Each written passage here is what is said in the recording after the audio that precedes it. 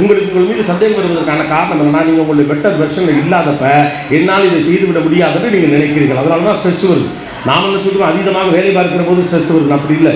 Jeff Bezos அமேசானுடைய head என்ன சொல்றாரு அப்படின்னா, ஸ்ட்ரெஸ் உங்களுக்கு எப்போ வரும்னா, உங்கள் கட்டுப்பாட்டுக்குள் இருக்கக்கூடிய விஷயத்திற்கு உங்களால் தீர்வு செய்ய முடியும் என்று தெரிந்திருந்தும் கூட அதை செய்யாமல் நீங்கள் தவிர்க்கிற போது உங்களுக்கு ஒரு எரிச்சல் வருது. அதில் தான் ஸ்ட்ரெஸ் வருது.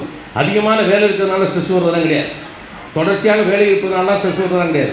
If you are not in your better version you will get agitated.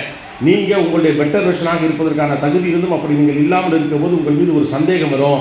அந்த சந்தேகம் உங்கள் வெற்றியை தரும். நம்மளால ஏன் நம்ம பெட்டர் வெர்ஷனாக இருக்க முடியலை அப்படின்னா, நம்மகிட்ட கன்சிஸ்டன்சி கிடையாது. நம்ம வாழ்க்கையில் எல்லா விஷயத்தையும் செய்வோம், தொடரும் தான் பிரச்சனை. எல்லா நேரமே அந்த உரை கேட்பதற்கு கூட விஷயங்களே அப்படி தான். நீங்கள் வந்து பேசுங்க சார், மோட்டிவேஷன் அப்படி பற்றிக்கிட்டு எரியும் அப்படிலாம் சொல்லுவாங்க. பற்றிக்கிட்டு எரியாது, நான் வெளியில் போகிறதுக்குள்ள அணைஞ்சிடும். Motivation is not from outside, it is from inside. மோட்டிவேஷனுங்கிறது வெளியிலேருந்து வரலாம். அதை தூண்டிவிடக்கூடிய ஒரு ஆயுதமாக வேண்டால் ஒருவர் பேசுவது உங்களுக்கு அமையலாம்.